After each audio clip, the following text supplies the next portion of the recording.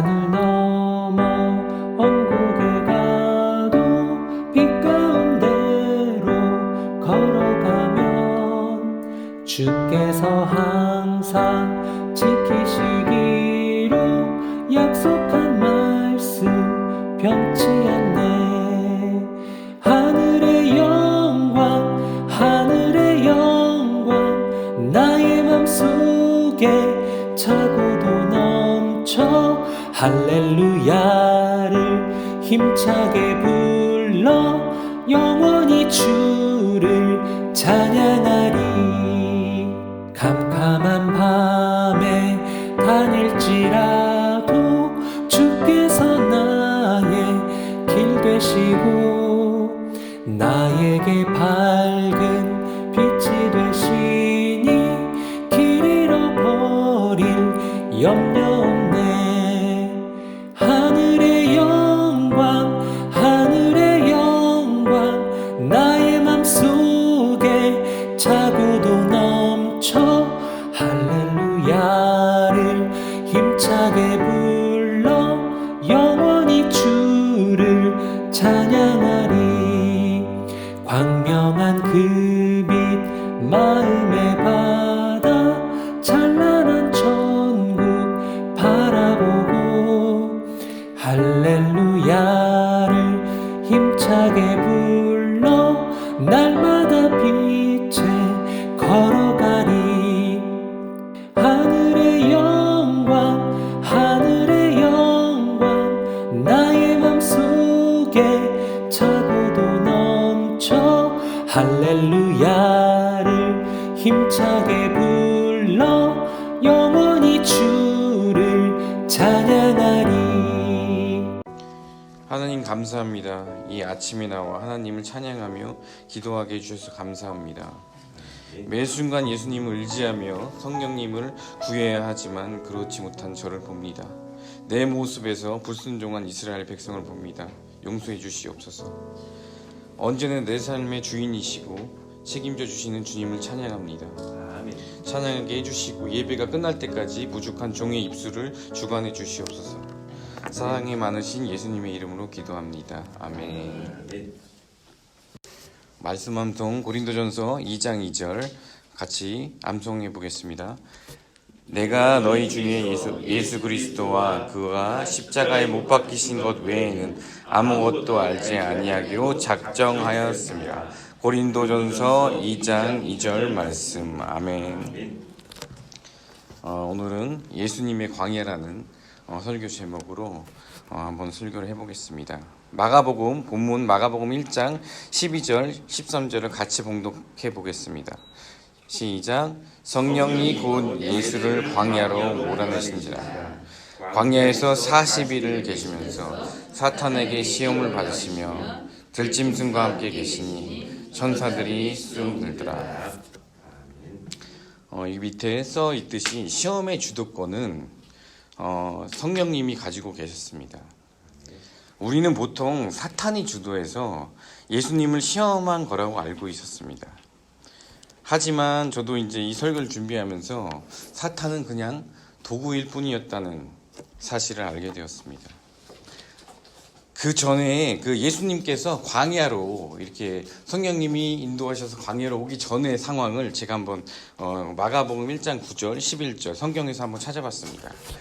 그때에 예수께서 갈릴리 나사렛으로부터 와서 요단강에서 요한에게 세례를 받으시고 10절 곧 물에서 올라오실 때 하늘이 갈라짐과 성령이 비둘기같이 자기에게 내려오심을 보시더니 11절 하늘로부터 소리가 나기를 너는 내 사랑하는 아들이라 내가 너를 기뻐하노라 하시니라. 아멘. 이 사건은 성경에서 아주 중요한 사건으로 여겨집니다. 왜 중요하냐면 성부 하나님과 성자 예수님과 성령님께서 동시에 임재하시는 사건입니다. 이 사건 뒤에 우리가 예수님이 광야로 성령님께서 이끌어져서 시험을 받게 되십니다. 이 임재 사건, 성부 성자 하나님과 성자 예수님과 성령님께서 동시에 임재하시는 사건 뒤에 일어나는 사건입니다. 이 사건은 굉장히 그 신학자들 사이에서도 굉장히 중요한 사건으로 여겨져요. 왜냐하면 성자 예수님과 성부 하나님과 성자 예수님과 성령님이 동시에 임하신다는 사건입니다. 성경에서.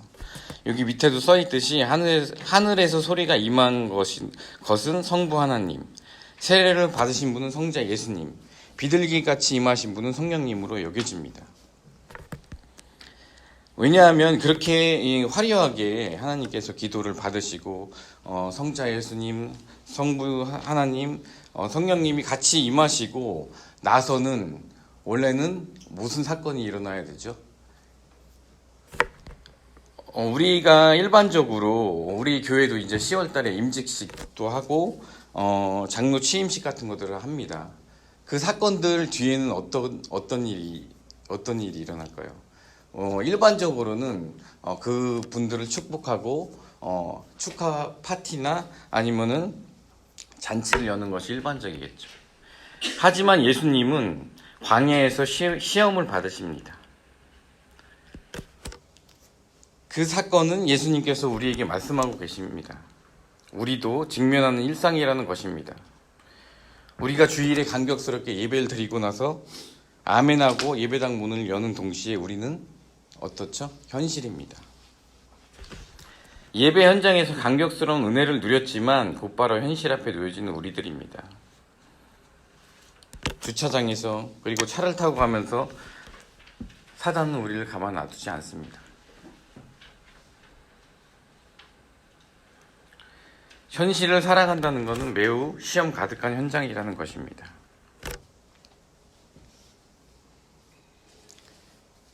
예수님께서 마주하신 현실은 메시아의 임명식이 끝나자마자 성령님이 예수님을 광야로 이끄십니다. 성령이 곧 12절, 13절을 제가 다시 한번 읽어보겠습니다. 성령이 곧 예수를 광야로 몰아내신지라. 13절, 광야에서 40일을 계시면서 사단에게 시험을 받으시며 들짐승과 함께 계시니 천사들이 수종들더라. 제가 여기 40일을 제가 빨간색으로 이제 표시를 해놨어요. 40이라는 숫자는 히브리인들에게 아주 의미가 깊습니다. 고난, 기다림, 환난, 연단, 시험 같은 그 히브리인들에게 그런 단어를 떠올리게 하는 숫자라는 것이죠. 출애굽 이후에 광야에 머문 기간도 40년이었고요. 예수님의 금식의 기간도 40일이었습니다. 그리고 유대인의 태형이라고 그런 형벌이 있어요. 유대인들의 형벌이 있는데 이게 묶어놓고 뒤에서 이렇게 매질을 하는 형벌입니다. 그 태형도 40대로 정해져 있습니다.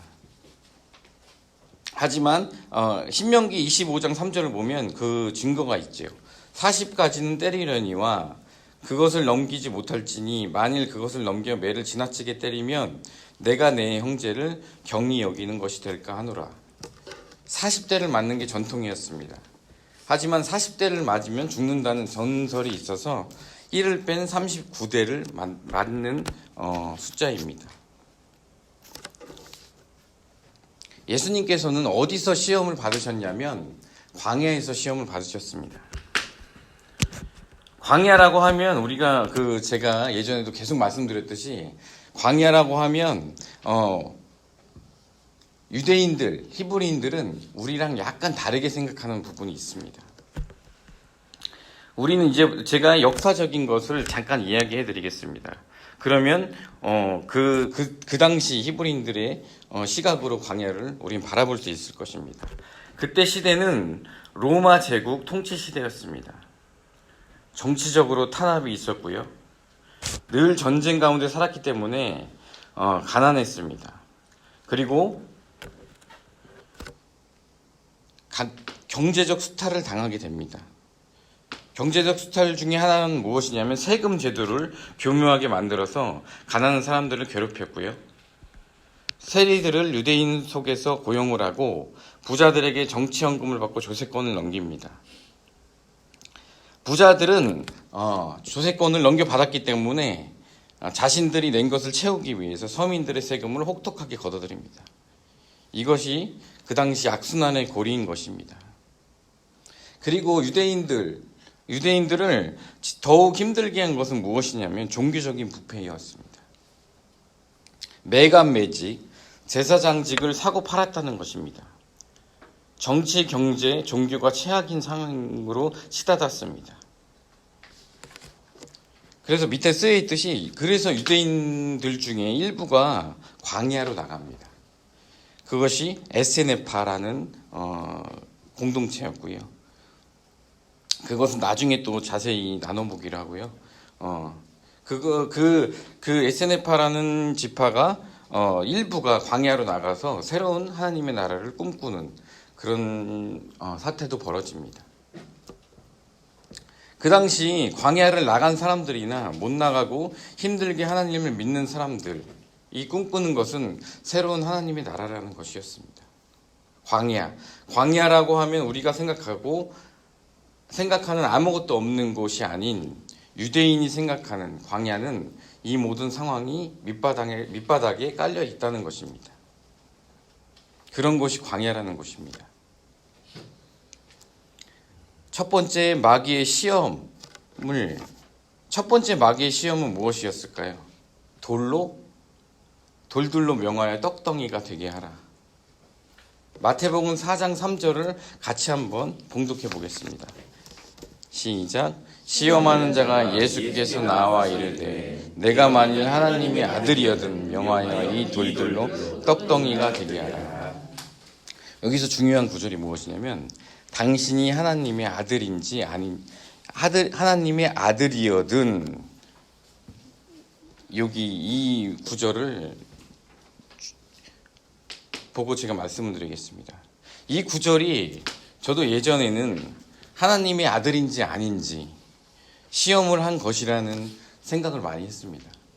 이것이 사단이 보고 당신이 하나님의 아들인지 아닌지 확인을 하겠사오니 라고 생각했는데, 그것이 아니라 여기서 하나님의 아들이여든 당신이 하나님의 아들이니까 사단도 알고 있었다는 것입니다. 하나님의 아들이니까 이 돌을 떡덩이가 되게 해달라, 이 소리였습니다. 이 시험이 저는 예전에는 배고픔과 굶주림의 시험인 줄 알았습니다. 진짜 굶주림의 시험이라면 사단은 이렇게 시험하면 안 되는 거죠. 음식을 예수님 앞에 보여주고 냄새도 피우고 이렇게 해야 사단은 더 효과적인 시험을 했을 거라고 생각합니다. 이것은 굶주림에 대한 시험이 아닙니다.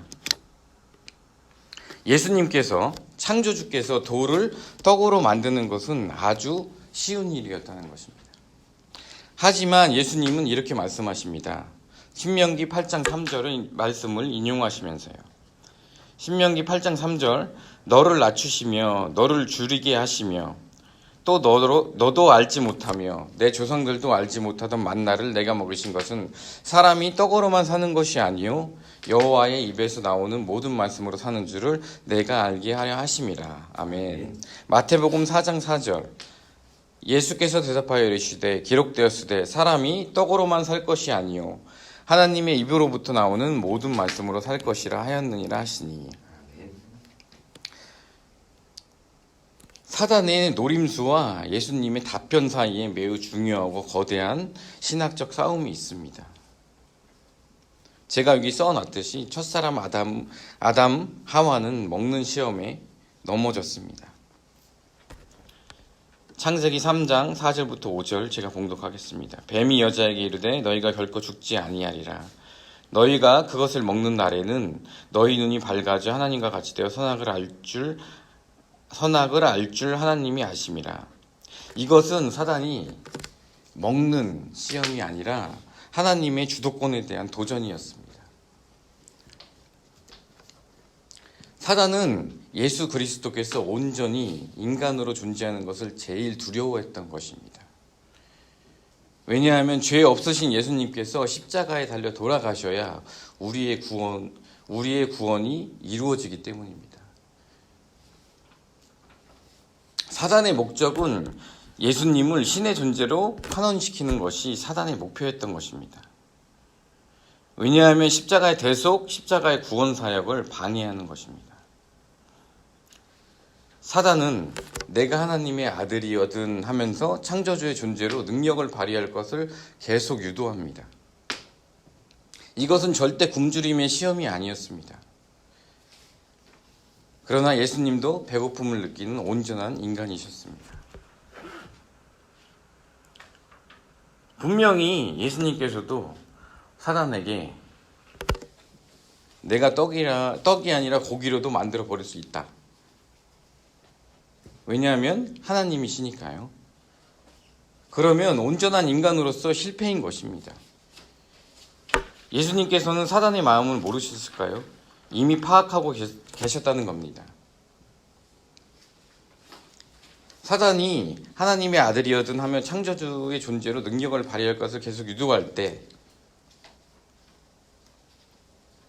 세상에 우리가 그 영화에서 나오는 히어로들처럼 십자가를 부시고 날아오르셔서 눈에서 레이저가 나오면서 예수님을 조롱했던 사람들을 처리할 수도 있으셨습니다. 분명 충분히 할 수 있으셨습니다. 하지만 그렇게 하셨다면 우리의 십자가의 대속은 없었겠지요.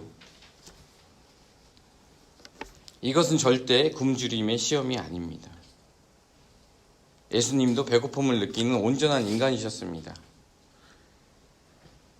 제가 저번 주에 아이들에게 설교를 할 때 그런 이야기도 했습니다. 마지막으로 당부를 한 이야기가 있습니다. 그 이야기를 한번 전해드리려고 합니다.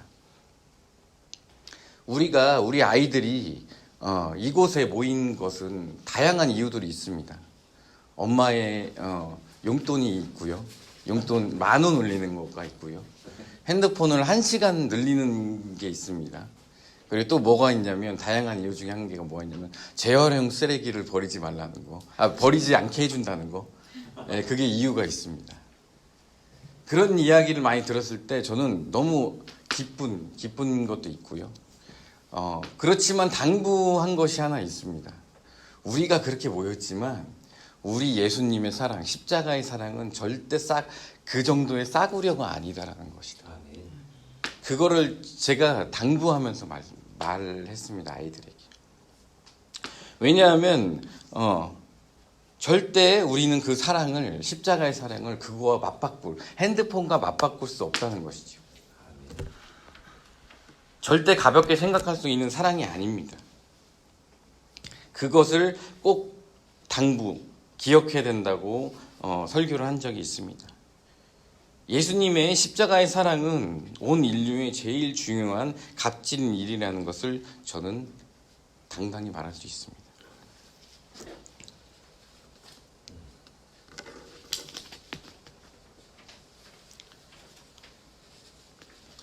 마지막으로 제가 저번 주까지도 설명했던 우리 이스라엘 신명기 8장 3절을 설교했는데 이스라엘 백성이 홍해를 건너 첫 번째 그들이 겪었던 문제는 무엇이었죠? 문제는 먹고 마시는 것에 대한 문제였습니다. 이스라엘 백성은 떡을 달라 물을 달라 하면서 하나님 앞에 분노했습니다. 이들은 하나님의 은혜를 잊고 40년간 광야에서 살게 됩니다. 이것을 다시 한번 제가 묵상을 하면서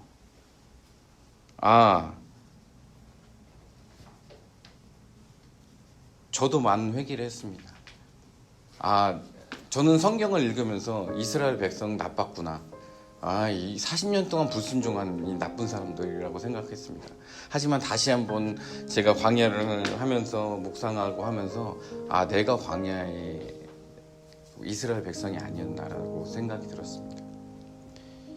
우리 시대로 해결을 하면 먹고 사는 것만 해결을 해주시면 하나님 제가 폼나게 열심히 한번 해보겠습니다. 이런 아류의 기도를 이전까지도 계속한 게 아니었나 한번 회개하고 되돌아봅니다. 어리석게도 하나님 저도 그 전까지 이런 기도를 많이 했던 것 같아요. 하나님, 집과 차만 해결해 주시면 제가 모든 것을 하겠습니다. 그 외에는 제가 다 하나님께 바치고 하나님께 하겠습니다. 이런 정말 어리석은 기도를 많이 하지 않았나 생각이 많이 듭니다. 그리고 많이 회개하는 한 주간이었던 것 같습니다. 이스라엘 백성은 불순종을 끊임없이 반복합니다. 이 삶을 통해 깨달은 것은 사람은 떡으로만 사는 게 아니요 여호와의 입에서 나오는 모든 말씀으로 사는 줄을 내가 알게 하려 하심이라. 아멘. 이것을 통해 하나님께서 우리에게 원하시는 것은 순종이라는 것입니다.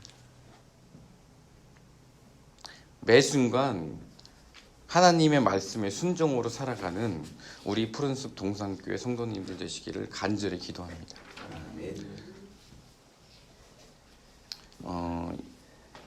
모든 순간순간 지금 우리 교회당도 짓고 계시지만 우리 조명혁 권사님께서 수요일날 하셨던 것처럼 이 실패는 실패가 아니고 하나님께서 주신 축복이라는 것을 우리는 알고 나아갈 것을 기도하고 나가겠습니다. 우리는 언제나 순간순간 한순간도 하나님께 순종하지 않으면 안 된다는 것을 깨닫고 오늘 그 순종을 기도하며 나갔으면 좋겠습니다. 한번 주여 부르시고 우리 주님께 매 순간 순종하게 해달라고 부르짖고 기도하겠습니다.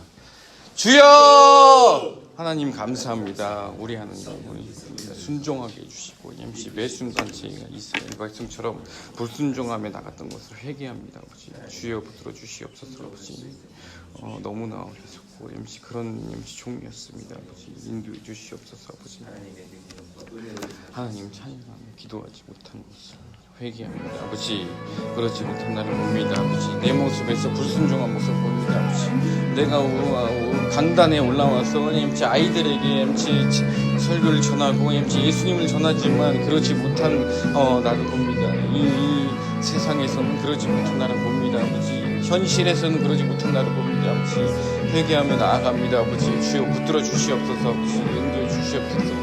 이 부족한 나를 용서해 주시옵소서. 아버지 이 불순종한 나를 용서해 주시옵소서.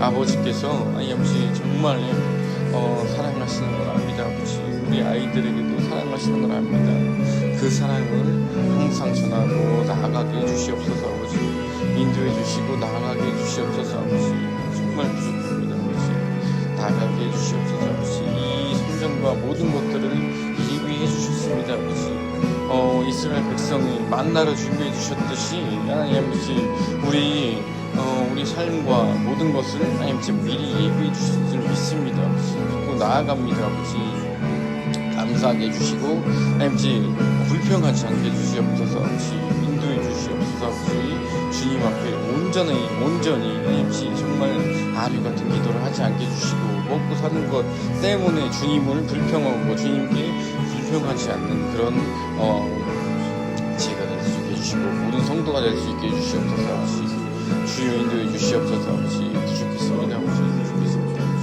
인도해 주시옵소서. 성령님 와주셔서 아버지 저희를 변화시켜 주시옵소서. 아버지 성령님 와주셔서 아버지 성령님 와주셔서 아버지 저를 변화시키고 뜨겁게 기도할 수 있는 능력을 주시옵고 아버지 능력을 주시옵소서. 능력을 주시옵고 그 삶으로 살아갈 수 있게 해주시옵소서. 아버지 인도해 주시옵소서. 주님 간절히 원합니다. 아버지 간절히 원합니다. 간절히 붙들어 주시옵소서. 인생을 붙들어 주시옵소서. 우리 아이들에게 아버지 정말 예수만을 전할 수 있게 해주시옵소서. 아버지 아이들의 삶을 아버지 올려드립니다. 아버지 예수님 오늘도 만나주시고 아버지 우리 아이들의 삶을 예수님이 주관하여 주시어서 아버지 예수님과 더불어 먹고 마시고 아버지 살아갈 수 있는 축복을 주시옵소서. 아버지 붙들어 주시옵소서. 아버지 인도해 주시옵소서. 감사합니다. 아버지 오늘 하루도 인도해 주시옵소서. 주님과 함께 동행하는 삶 살기를